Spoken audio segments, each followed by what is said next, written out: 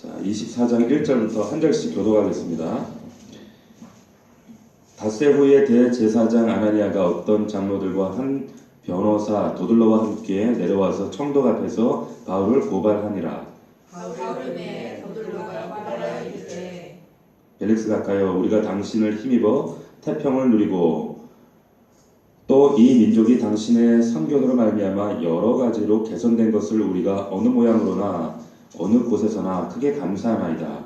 당신을 더 괴롭게 아니하려 내가 걱정하니 안녕하여 주시기를 원하나이다. 우리가 보니 이 사람은 전염병 같은 자라.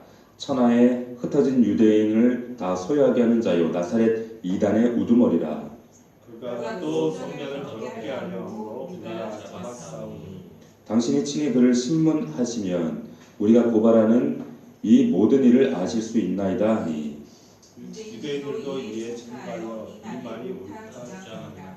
총독이 바울에게 머리로 표시하여 말하라 하니, 그가 대답하되 당신이 여러 해 전부터 이 민족의 재판장 된 것을 내가 알고 내 사건에 대하여 기꺼이 변명하나이다. 당신이 아실 수 있는 바와 같이 내가 예루살렘에 예배하러 올라간 지 열흘밖에 안 되었고 그들은 내가 성전에서 누구와 변론하는 것이나 회당 또는 시중에서 무리를 소동하게 하는 것을 보지 못하였으니, 이제 나를 고발하는 일에 대하여 그들이 능히 당신 앞에 내세울 것이 없나이다. 그러나 이것을 당신께 고백하리이다. 나는 그들이 이단이라 하는 도를 따라 조상의 하나님을 섬기고 율법과 선지자들의 글에 기록된 것을 다 믿으며 그들이 그들이 기다린 바 하나님의 약속을 가졌으니 곧 우리가 너의 구하에 있으리라 합니다. 이것으로 말미암아 나도 하나님과 사람에 대하여 항상 양심에 거리낌이 없기를 힘쓰나이다. 너의 면에 대하여 이름을 주제하여 받아 기도를 가지고 와서 드리는 중에 내가 결례를 행하였고 모임도 없고 소동도 없이 성전에 있는 것을 그들이 보았나이다. 그러나 아시아로부터 온 어떤 유대인들이 있었으니 그들이 만일 나를 반대할 사건이 있으면 마땅히 당신 앞에 와서 고발하였을 것이요 그렇지 않으면 이 사람들이 내가 공회 앞에 섰을 때에 무슨 옳지 않은 것을 보았는가 말하라 하소서. 오직 내가 그들 가운데서 외치기를 내가 죽은 자의 부활에 대하여 오늘 너희 앞에 신문을 받는다고 한 이 한수는 있다는 하다니. 벨릭스가 이 도에 관한 것을 더 자세히 아는고로 연기하여 이르되 천부장 루시아가 내려오거든 너희 이를 처결하리라 하고, 백부장에게 말하여 바울을 제에 자유주고 의 친구들이 그를 도와주는 것을 금하지 말라 하리라. 수일 후에 벨릭스가 그 아내 유대 여자 두루실라와 함께 와서 바울을 불러 그리스도 예수 믿는 도를 듣거늘 바울이 이와 절제와 장사하고 시사를 논란하니 벨릭스가 여호와여 여자되 지금은 가라 내가 힘이 있으면 너를 부르리라 하고 동시에 또 바울에게서 돈을 받을까 바라는 거로 더 자주 불러 같이 이야기하더라. 이태가 지난 후 보르기오 베스토가 벨릭스의 소임을 이어가더니 벨릭스가 유대인의 마음을 엎고자 하여 바울을 보류하여 두니라. 아멘. 바울의 재판의 과정들을 계속적으로 서술하고 있는 이야기가 계속적으로 이제 등장하고 있습니다. 어떻게 보면 다소 좀 지루한 이런 변론 사건들, 소송에 관한 바울의 변론과 고소 이런 것들이 계속 반복되고 있습니다. 예루살렘으로 극적으로 지금 바울이 귀환을 해서 오늘 본문에 나와 있는 대로 아시아에서 온 어떤 유대인들이 바울을 모함하고 고소를 해요. 23장에 보면 바울을 죽이기 전엔 먹지도 마시지도 않기로 작정한 비밀 결사대가 40명이 있었다 이렇게 증언을 하고 있습니다. 급박한 위기죠. 지금 언제 어느 때 칼 맞을지 모르는 이런 상황 가운데 있는 겁니다. 이런 과정에 지금 21장부터 26장까지는 지리한 재판의 과정들이 서술되어 있는데 바울이 아직 확정되지 않은 어떤 미결수의 그런 신분으로 이 가이사랴에 억류되고 있는 이 사건이 이제 오늘 본문부터 진행되어지는데 이 기간이 지금 26장까지의 이 기간이 잠깐의 기간이 아니에요. 무려 2년에서 길게는 2년 반의 시간입니다. 이 미결수의 신분을 가지고 이 2년 반 동안 계속적으로 이 재판의 과정이 반복되고 있는 거예요. 그러니까 AD 58년에서 한 60년 경에 있었던 사건입니다. 바울이 과거에 3차례 전도 여행을 마치고 그 10여 년 이상의 시간들을 아시아와 유럽을 거쳐서 그 많은 시간을 보낸 후에 어떻게 보면 외부적인 선교 활동을 가장 왕성하게 그리고 정말 아름답게 귀하게 선교 활동을 정말 쉼 없이 진행해 왔잖아요. 그런데 지금 이런 모든 선교 활동이 딱 이런 바울의 고소 사건으로 외관상으로는 인간적인 시야로 바라볼 때는 지금 딱 중단이 되어 있습니다. 멈춰 있어요. 휴식기 같이 보여요. 다 끝난 것처럼 보입니다. 그런데 그것이 끝이 아니더라는 거예요. 항상 하나님께서 우리에게 어떠한 인생의 당신의 섭리 가운데 의도하시는 그림을 보이실 때 우리가 한 부분을 보면 납득이 안 되고 때로는 원망이 나올 때가 있어요. 하지만 내 인생을 향한 하나님의 전체 큰 그림, 큰 숲을 볼 때 하나님께서 이것이 하나님의 섭리를 이루시고자 하는 하나님의 계획의 한 단편이었구나 라는 사실을 발견할 수가 있습니다. 바울의 모습도 이게 끝이 아니더라는 거죠. 자, 우리가 지난 시간 말씀을 좀 기억해보면 천부장이 마치 양떼를 지키는 이리 가운데 양떼를 지키는 충견처럼 이 바울을 딱 낚아채요. 보호합니다. 하마터면 유대인들에게 죽을 수밖에 없는 그런 상황 가운데 그 천부장의 비호 아래에서 바울이 그 군중을 향해서 변론을 하는 이야기가 21장에 나왔습니다. 그리고 또 사내들인 공회에서 또 이 천부장의 보호 아래에서 변론을 해요. 23장에 그 말씀 있죠. 그리고 24장에 오늘 본문에 보면 이제 벨릭스 총독 그리고 또 해가 바뀌어서 이제 베스토 총독, 아그리파 왕까지 참 이 긴 시간들을 계속적으로 이 재판의 과정들이 진행될 때 참 끝이 안 보이죠. 바울의 입장에서 볼 때는 얼마나 답답하겠습니까? 정말 예수 그리스도의 십자가의 그 고난을 생각하지 않으면 바울도 참 견디기 힘들었을 거예요. 아무런 어떤 하나님의 뜻과 그림을 알 수가 없잖아요. 그럼에도 불구하고 성경에 왜 이 바울의 재판 기록을 이렇게 장황하게 길게 서술하고 있을까? 왜 그런가?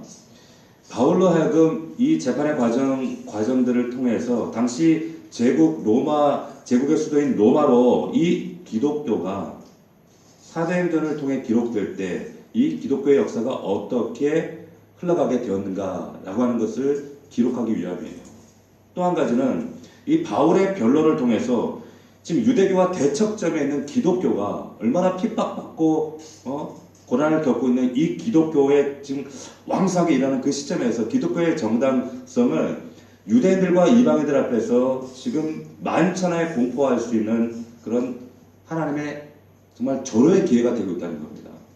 그래서 그 사건들을 어떻게 보면 너무 긴 장을 이렇게 할애해서 적고 있다는 거죠. 앞장의 내용을 우리가 다시 한번 더듬어 보면 이제 위기의 순간 천부장이 바울을 보호했습니다. 그런데 더 이상 이제 자기 힘으로 이 바울을 지켜줄 만한 상황이 안 되니까 무려 470명이나 되는 군사들을 동원해서 바울을 보호를 해요.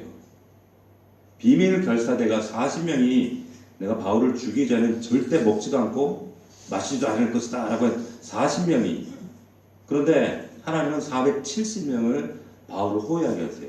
23장 24절을 보시면 23절을 보시면 이런 말씀이 있어요. 백부장 둘을 불러 이르되 밤 제3시에 가이사랴까지 갈 보병 200명과 기병 70명과 창병 200명을 준비하라. 또 바울을 태워 총독 벨리스에게로 무사히 보내기 위하여. 무사히 보내기. 하나님의 정말 오묘하고 신묘막측한 섭리예요. 그것도 이방 군대 470명이 바울이 뭐가 대단하다고 하나의 군단이 지금 이 바울을 호위하고 있습니다. 자, 오늘 보면 사도행전 24장을 보면 그래서 벨릭스 총독 앞에 재판을 받는 장면이 이어지죠. 이때 대제사장 아나니아가 이 가이사랴까지 이 예루살렘에서 가이사랴까지는요 대제사장이 자리를 이동할 만큼 큰 사안이 아니에요 사실. 그런데 얼마나 지금 혈기가 분노가 넘쳐났든지 예루살렘 떠나서 가이사까지 무려 100km나 되는 거리를 이 대제사장이 쫓아가서 더둘로라고 하는 변호사를 고용을 해서 사주를 합니다. 어떻게든 바울을 잡아 죽이기 위해서. 그런데 이 더둘로라고 하는 사람이 아마도 헬라계 유대인이었던 것 같아요. 왜 헬라계 유대인을 고용했는가 하면 바울이 유대인이었지만 또 법적으로 로마인이었거든요. 그렇기 때문에 그 로마의 법으로 이 사람을 정죄해서 죽여야 되는 거예요. 그러니까 거기 법에 넓은 식견과 해안을 가진 변호사가 필요했던 거죠. 그래서 더둘로를 이 변호사를 고용을 해서 이제 바울을 청덕에 고발을 합니다. 고소 내용이 24장 5절입니다. 우리 다시 한번 읽어봅시다.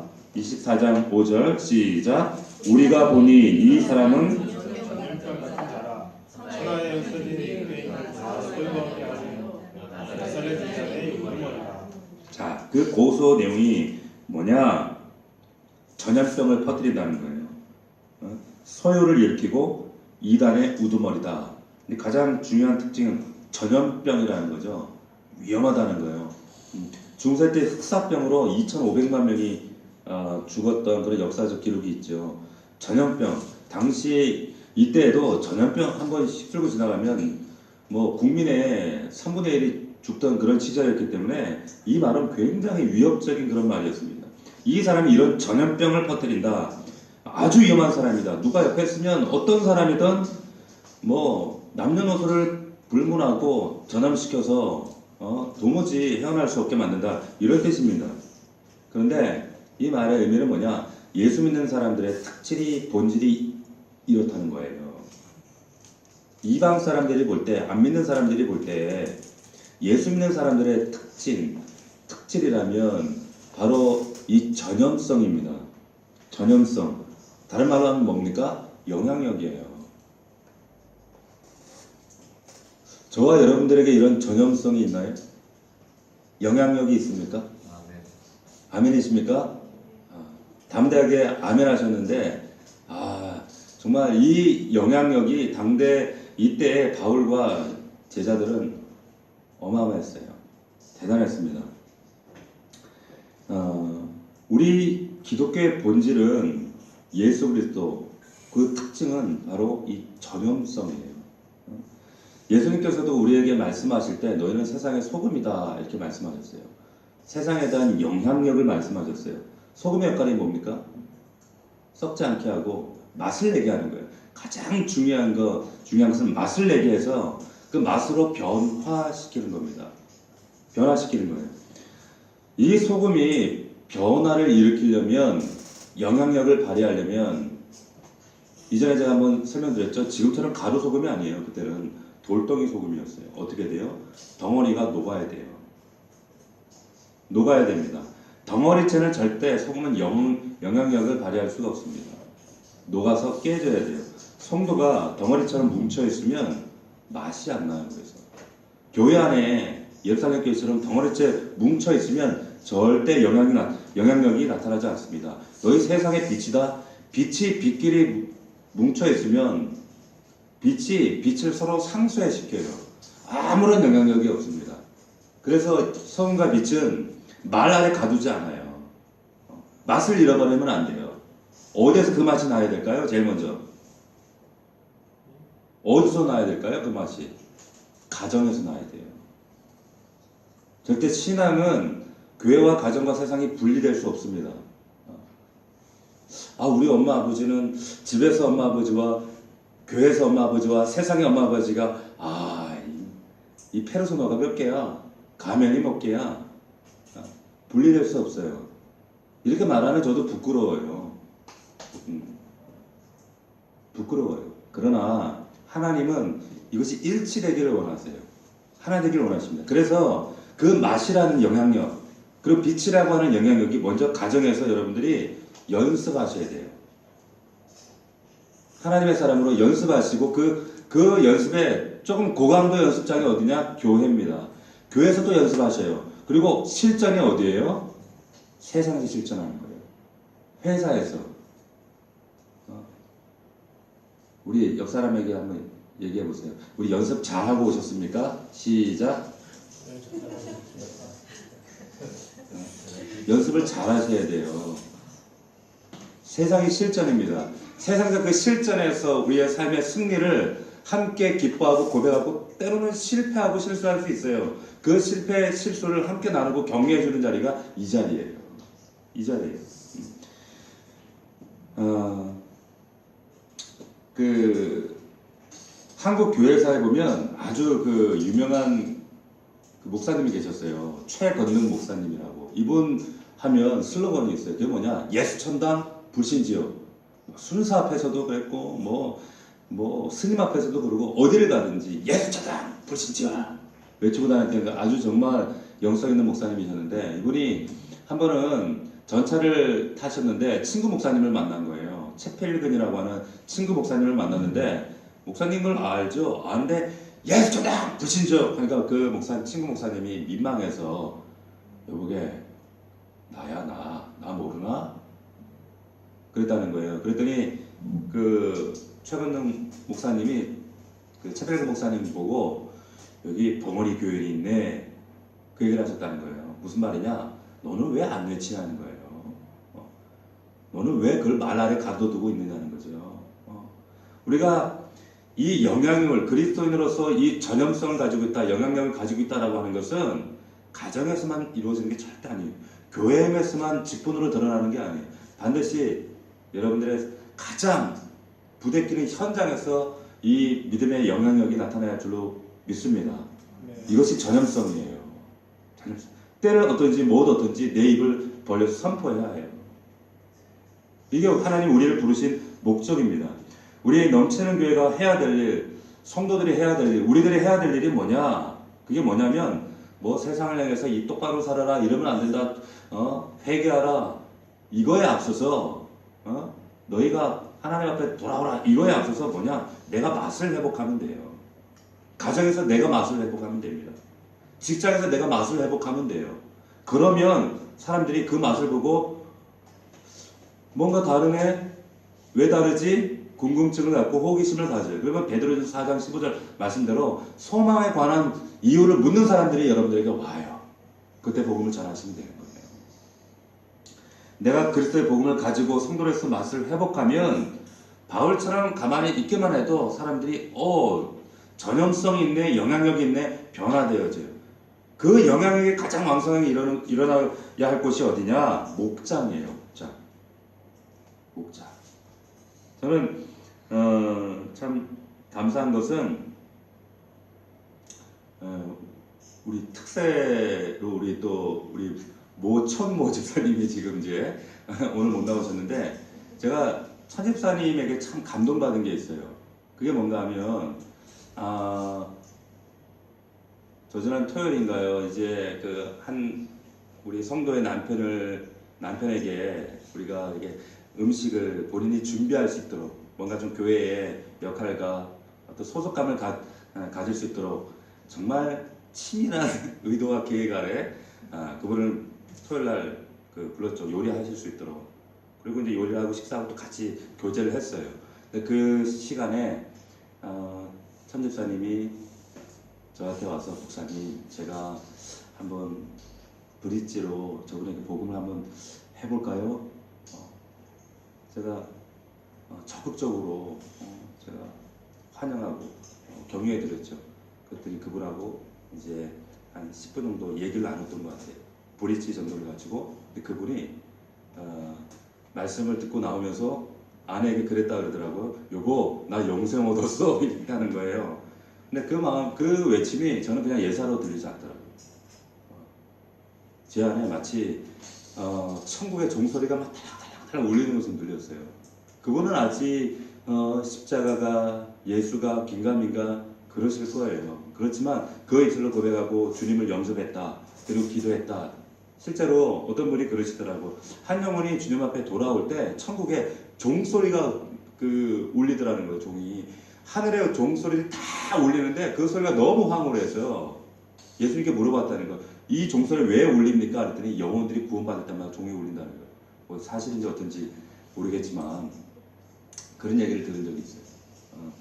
근데 이런 역사들이 목장 안에서 또 천집사님이 그 목장 모임에서 또 믿지 않는 분을 또 초대했는가 봐요. 그 자리에서 또 이렇게 복음을 전했는가 봐요. 그런데 우리 목장에 그 한 사람 한 사람을 보면 참 그 역할과 팀워크가 참 아름답다는 생각이 들어요.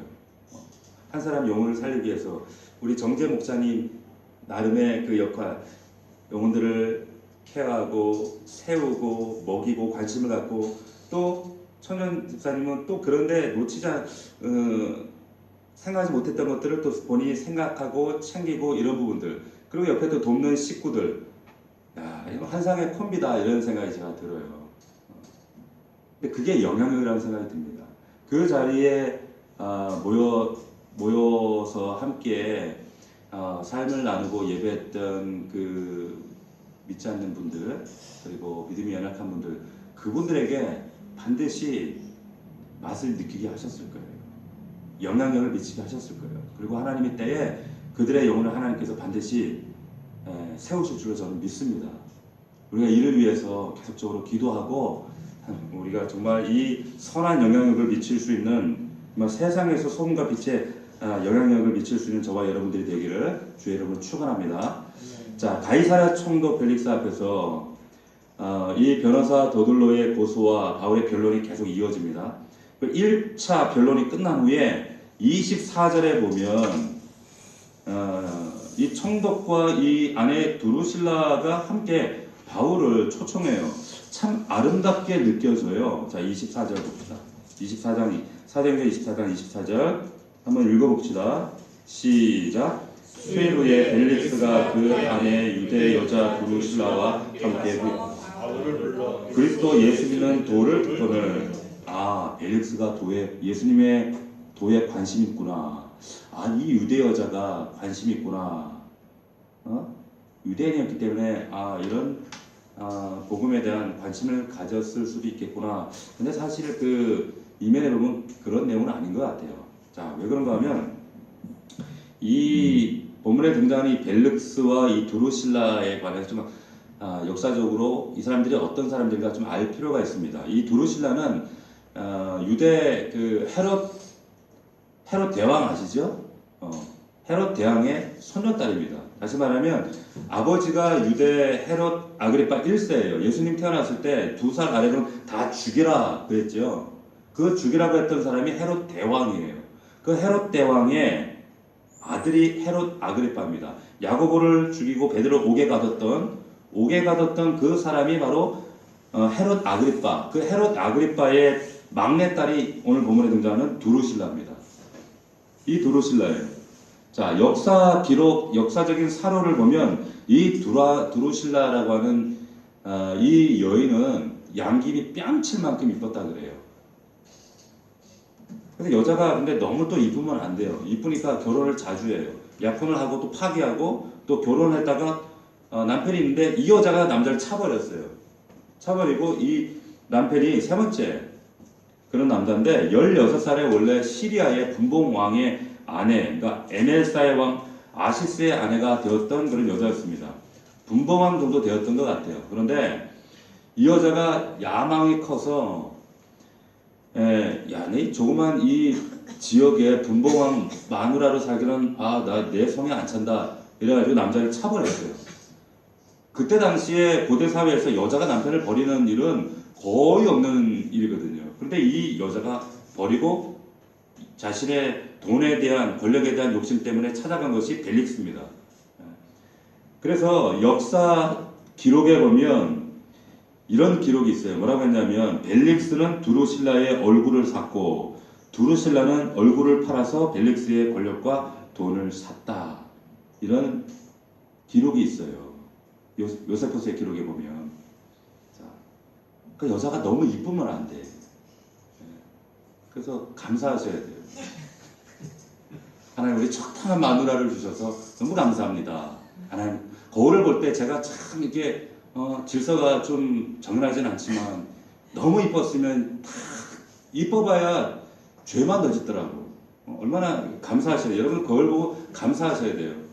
감사하시죠? 네, 감사하시기 바랍니다. 별로 안 감사한 것 같아요. 자, 그러니까 결혼이 아니라 거래를 한 거죠. 예. 성경에 보면은 악처가 소크라테스의 마누라가 악처였다 그러죠. 구약에 보면 악처가 있어요. 그 악처가 누구였어요? 이세벨이에요. 이세벨 그 아방의 마누라였던 이세벨. 신약에 악처가 있어요. 그 악처가 이 두루실라입니다. 아주 악처였어요. 아주 야망과 욕심과 돈에 눈이 먼 그런 이 두루실라였어요. 결국에 이 여자가 정말 타락하고 부도덕적으로 살다가 어떻게 죽었냐면 그 베비우스 화산 폭발 사건이 있었죠. 그때 용암에 묻혀 죽었습니다. 그렇게 죽었어요. 이스라엘은 어떻게 죽었어요? 개의 밥이 들개의 밥이 됐잖아요. 시체도 못 찾았어요. 자, 이 벨릭스는 어떤 사람인가? 이 벨릭스 총독은 원래 로마의 노예였습니다. 그런데 그 로마 황제였던 글라우디우스의 어머니의 환심을 사서 총애를 받고 총독까지 된 그런 인물이었어요. 자, 그런데 이 부부가 이 부도덕했던 그렇게 좋은 평가가 역사적으로 평가를 내릴 수 없는 이 부부가 바울을 왜 불렀을까요? 이 재판 중에 그것도 여러 번 자주 불렀다고 나오고 있거든요. 왜 불렀을까요? 26절 보십시오. 24장 26절 같이 시작. 동시에 또 바울에게서 돈을 받을까 바라는 거로 더 자주 불러 같이 이야기하더라. 자, 돈을 받을까 바라는 거로 어떤 신앙적인 목적이 아니라 내 육신에 계획이 있다는 거죠. 의도가 있었다는 거죠. 그런데 이 지금 갇혀있는 죄수의 신분인 바울이 무슨 돈이 있는 것처럼 보였길래 이 벨릭스 총독과 부인이 그런 높은 그 위치에 있는 사람들이 이렇게 돈을 바라고 자주 불렀을까? 이유가 24장 17절에 보면 이런 말씀이 있어요. 24장 17절 같이 읽어봅시다. 시작. 여러 해 만에 내가 내 민족을 구제할 것과 재물을 가지고 와서 이게 바울의 이야기거든요.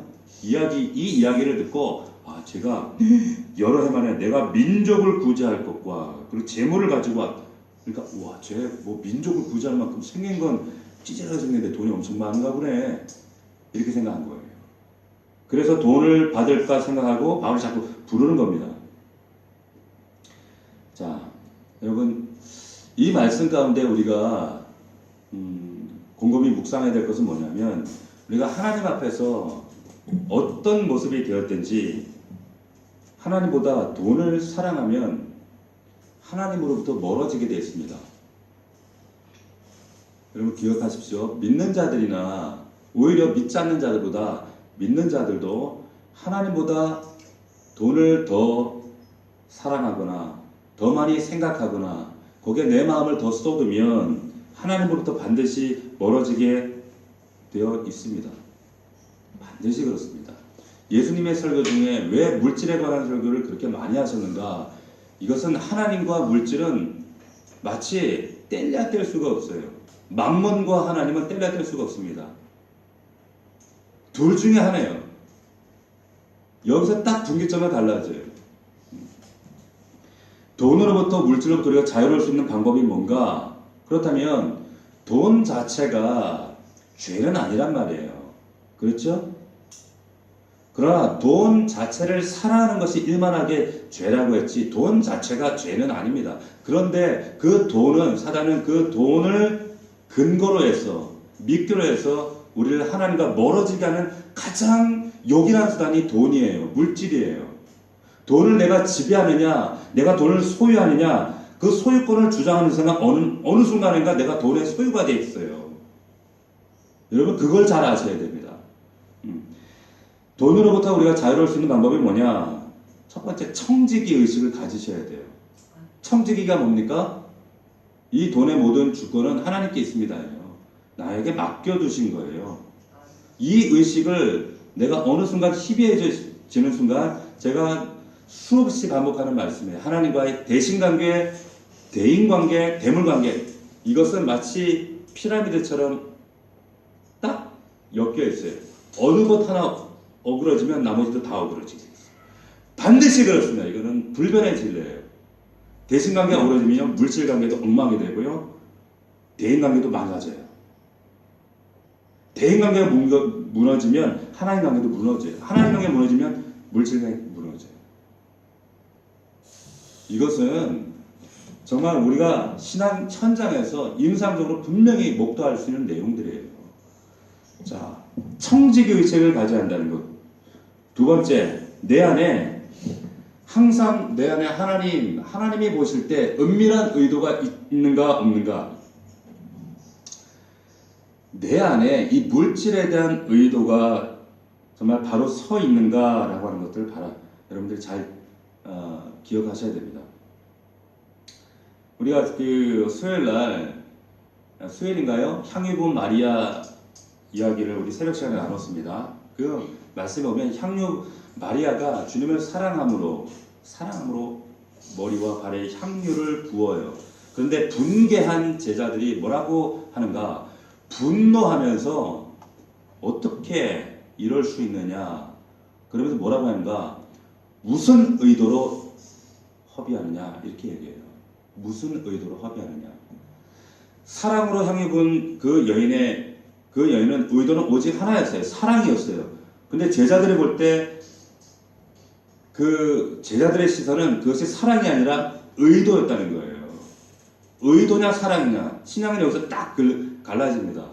하나님과의 관계 속에서 하나님을 의도를 가지고 우리가 만나면 내 안에 숨은 의도를 가지고 하나님을 만나요. 하나님 나를 축복하시면 내가 선교사를 돕겠습니다. 내가 선교를 하겠습니다. 자, 그 안에 숨은 의도가 뭐냐는 거예요.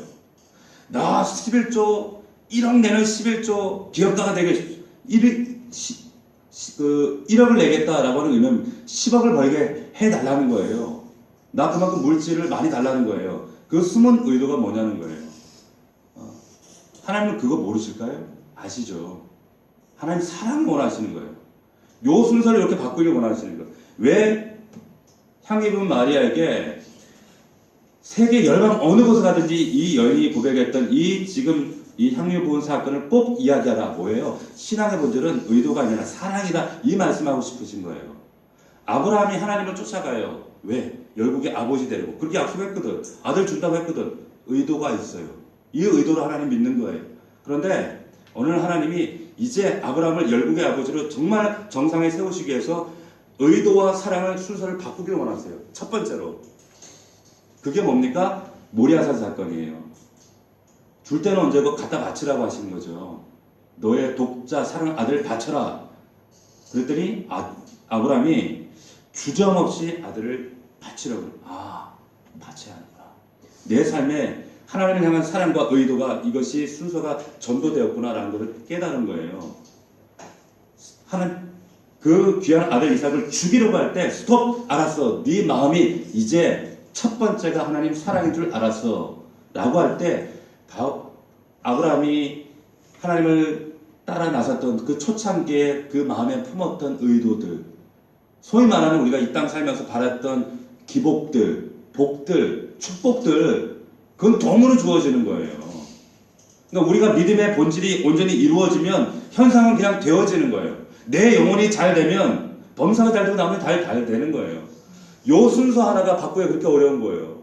그걸 바꾸기 위해서 연단하고 깨닫게 하시는 거예요. 하나님을 의도로 찾지 마시고 내 계획과 내 어떤 계산으로 찾지 마시고 하나님을 사랑할 수 있는 저와 여러분들이 되기를 주의 이름으로 축원합니다. 이 벨릭스가 불쌍한 건 이게 불쌍한 거예요. 의도를 가지고 만나는 거예요. 그 의도가 뭡니까? 돈이에요. 돈. 얼마나 불쌍해요. 하나님보다 세상과 돈을 더 사랑할 때 나타나는 현상 중에 하나가 뭔가 하면 자꾸 이런 현상이 나와요. 25절 보십시오. 24장 25절 같이 한번 읽어봅시다. 시작. 바울이 의와 절제와 장차 오는 심판을 강노하나니 벨리스가 두려워하여 대답하되 지금은 가라. 내가 틈이 있으면 너를 부르리라. 우리가 하나님보다 세상 것 더 사랑하는 것이 있을 때 나타나는 현상 감 잡으셨어요? 뭡니까? 지금은 가라. 내가 틈이 있으면 너를 부르리라. 이겁니다. 뭐예요? 자꾸 내일로 미룹니다. 오늘의 사명 내일로 미뤄요. 오늘 할 기도를 다음으로 미뤄요. 오늘 드릴 하나님의 헌신을 다음으로 미룹니다. 자꾸 다음에 하면 되지. 다음에 하죠. 다음에 할게요. 반드시 그래요. 제 얘기가 아니에요. 여러분 자신들 얘기예요. 한번 생각해 보세요. 우리 성도들 보십시오. 여기에 참 성경에 어리석은 이야기들, 어리석은 사람들, 사건들, 이야기들이 참 많죠. 그 중에 가장 동메달, 참 어리석은 말 중에 하나가 뭐냐, 이스라엘 백성들이 출애굽한 하나님의 그 은혜 앞에서 뭐라고 하냐면, 애굽에 있었을 때가 좋았다.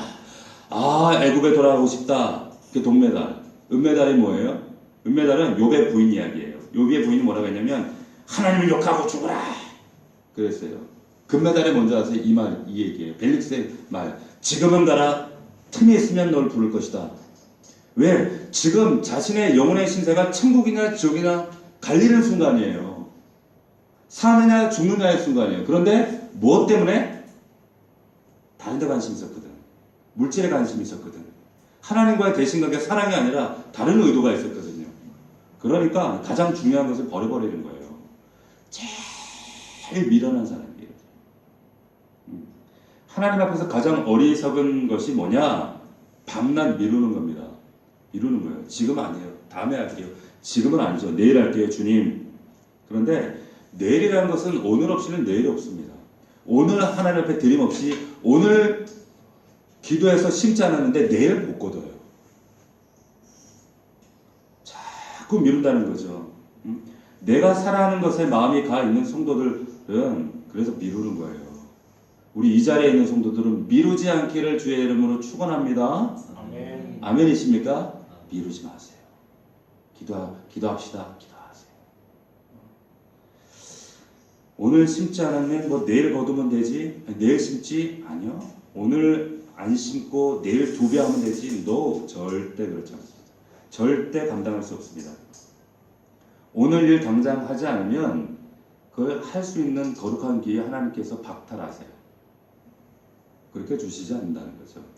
여러분 오늘 각자의 지금 이 자리에 내 삶의 가정에서 사회에서 나의 모습은 적어도 여러분들이 5년에서 10년 전에 내가 하나님 앞에 대신관계, 대인관계, 대물관계 해놓은 결과가 오늘이에요. 그거 모르시겠습니까? 자, 그렇다면 오늘의 심은 기도와 내 삶의 결과는 반드시 빠르면 3년, 길면 5년에서 10년 안에 여러분들의 입술을 통해서 다시 한번 간증이 됩니다. 그리고 옆 사람을 통해서 증거가 됩니다. 이건 예언이 아니에요. 이건 임상으로 증명된 사건이잖아요. 오늘 심을 수 있는 미루지 않는 여러분들 되기를 축원합니다. 제가 군대에 있을 때 참 잊혀지지 않는 참 명언 중에 명언. 참 내가 정말 그 화장실에서 쪽파이 먹으면서 떨어지면서 막 이 지옥 같은 이 군대를 언제 제대하나 언제 떠나나. 근데 그 화장실 벽에 이렇게 그 말이 써져 있더라고. 오늘은 어제 죽었던 이가 그토록 살고자 했던 내일이었다. 화장실에. 근데 그 말이 그렇게 은혜가 되더라고. 그 재래식 화장실에서. 강원도 화천군 상서면 사장님 민둥선 그 재래식 화장실 냄새 나는데 그 문구가 그냥 여명처럼 쫙 보여지는 거예요. 오늘은 어제 죽었던 이가 그토록 살고자 했던 내일이었다. 지금 이 순간은요 오늘밖에 없어요. 오늘은 하나님께서 내게 허락하신 최고의 작품이 되어야 되는 거예요. 왜? 지나가면 기회가 없기 때문에. 이 작품이 하나님 앞에 반드시 결산하는 날이 있거든요. 반드시 그날 2018년 3월 30일 지금 이 시간이 흘러간 물줄기가 아니라 이것이 하나님 앞에 구별되어질 때 그 시간들 속에서 그 구별된 시간은 하나님과 반드시 결산하는 작품이 된다는 거예요. 우리가 하나님 앞에서 헌신하든 기도하든 무슨 일을 하든 간에 믿음으로 당장 오늘 우리가 순종할 수 있는 저와 여러분들이 될 수 있기를 주의 이름으로 축원합니다. 아멘이십니까? 그럼 복상 왜 합니까? 복상 왜 하세요? 세원 집사님 복상 왜 해요? 복상 왜 하죠?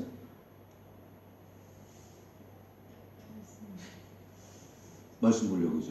네. 복상을 하는 이유는 굳이 성경을 읽는다 이렇게 표현하지 않고 왜 복상을 하는가? 복상은 오늘 당장 그 말씀이 내게 이루어지게 하는 거예요. 적용하는 거, 순종하는 거. 당장 그 말씀이, 그래서 하나님 그 말씀을 내가 행동으로 증거하겠습니다. 증명하겠습니다. 살아내겠습니다. 이게 적용이란 말이에요. 이게 복상의 능력이에요. 하나님 앞에서 매일매일 보이는 훈련이에요. 이게 복상입니다. 이것이 우리가 훈련되어지지 않으면 절대 우리 안에 실제하신 하나님을 경험하기 어려워요. 하다못해 신발 회사도 그러잖아요. Just do it 그러잖아요. 근데 신발 회사만은 못해요. 우리 믿음이. 순종과 말씀은 따로 아니에요. 작은 것 하나 하나님 순종하는 기뻐하세요. 여러분들에게 뭐 열방을 도래하게 하고 여러분들 통해서 뭐 수많은 영혼들 구원하고 하나님 별로 그런 거 큰 기대 안 하세요. 그냥 오늘 가정에서 지금 이 시간 하나님이 요구하시는 거 작은 것 하나 순종하는 거 원하세요. 너 주머니에 있는 거 10,000원 저 사람 줘. 그럼 주세요. 자존심 상하지만 너희 자녀들한테 아버지로서 실수한 거 있으면 용서 구해. 그럼 용서 구하는 거예요. 그 원수 같은 남편일지라도 남편 앞에 가서 네가 먼저 안아줘. 안아주는 거예요. 이게 복상 말씀 가운데 우리가 해야 될 적용이에요. 하나님 우리한테 어마어마한 나를 통해 열방을 돌아가게 그런 거 큰 거 바라지 않으세요. 오늘 작은 순종이 안 되는데 내일의 큰 순종이 이루어지지 않습니다.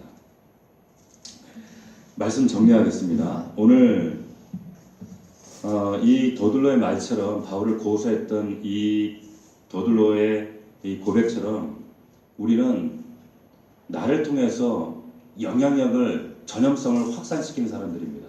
나는 얼마나 이 영향력을 그리스도의 냄새와 향기와 능력을 전염성을 퍼뜨리듯 난 거기 살고 있는가? 여러분들 한번 다시 한번 오늘 점검하셨으면 좋겠어요. 또 하나는 우리 영혼의 최고의 기회, 그 기회를 잃어버린 게 벨릭스 총독이었습니다. 뭐 때문에? 돈 때문에. 이 벨릭스 총독, 이 두루실라처럼 세상과 내가 기대하는 세상의 물질 이런 것들 때문에 이것이 하나님보다 앞서면 안 돼요. 하나님 사랑하는 것보다 앞서면 안 돼요. 한 끗 차예요. 나의 의도냐 하나님 사랑이냐. 요 순서만 바뀌면 나머지는 하나님이 하세요. 먼저 그의 나라와 의를 보면 하나님 반드시 축복하세요. 아브라함의 축복과 이 땅의 약속을 이 생에서도 100배의 약속을 하셨어요.